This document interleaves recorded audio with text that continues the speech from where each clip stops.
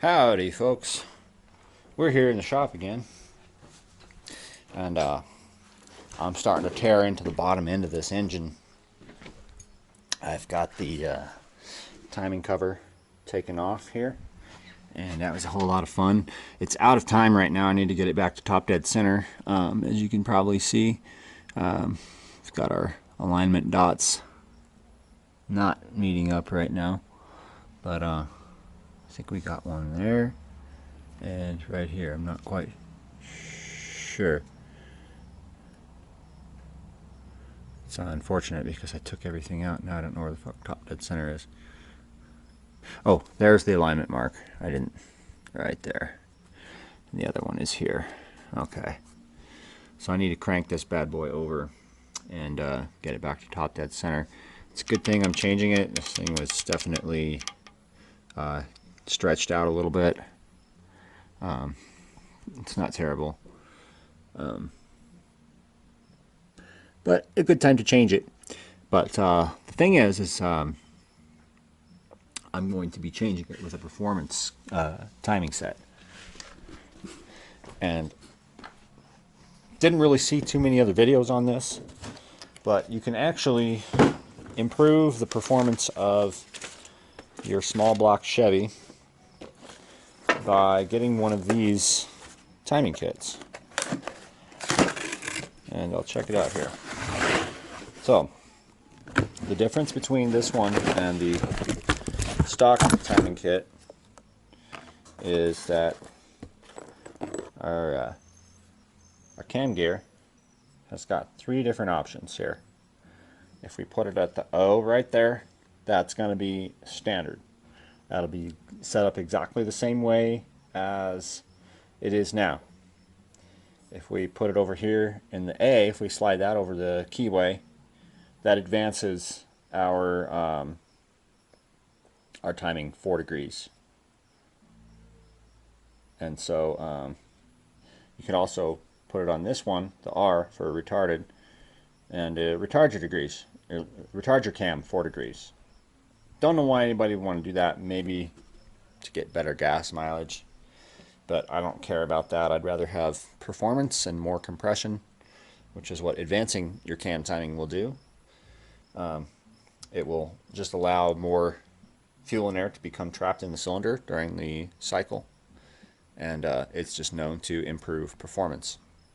So that's what I'm going to try to do, and not quite sure exactly how it works. All I know is you have these options on here, so I'm going to screw around with it. But before I do anything, I'm going to put the engine back at top dead center as best as I can. I don't have like one of those degree wheels, and I don't have the heads off right now, so I can't measure, you know, and find true top dead center. So I'm just going to have to trust the factory on this one and go from there. You know, it's just one of those things I have to deal with. You know, it's not much I can do about it. So anyway, I'm going to go ahead and get this thing rotated back over to TDC and pull that timing set off. Okay, so I've got it at top dead center here, and you can tell because the 2 dots are lined up. And I had to do it twice because when I tried to back the bolt out, it backed the gears up instead. It was stupid of me. I'm just going to leave it in there until this is all done. So now that I know that it's at top dead center, as best as I can tell, I'm going to go ahead and pull this out, and then we're going to go ahead and install the other chain in there at 0 just to see like how it works, how it's installed, because I'm not entirely sure how this works, but you know, it's a learning process. Okay, so I finally got that stuff off of there. I've got the gear off. This is still here. I'm leaving it there right now, and just until I get this cleaned up a little bit. It's really difficult to take this gasket material off. I'm really having to work pretty hard to get it off of there, but I am running out of time. I still have to eat, and my dogs haven't been fed. I gotta go grocery shopping for the week and do a bunch of other shit, so I'm probably gonna have to call it a night. I don't really want to, but you know, I really don't have any fucking choice. There's only so much time in a day. And, you know, not having done this before, it's taking me probably 4, 5, 6, 10, 20 times as long as it would for somebody that knows what the hell they're doing. So, yeah, it's going to be a while before I get my truck back, but I'm still hoping to God that I can get it done by the end of the month, because otherwise I will be without a truck. Yep. So, anyway, that's that, and I'll catch you guys later. Peace. All right, so it's getting kind of late. The sun's gone down. I'm working at night now.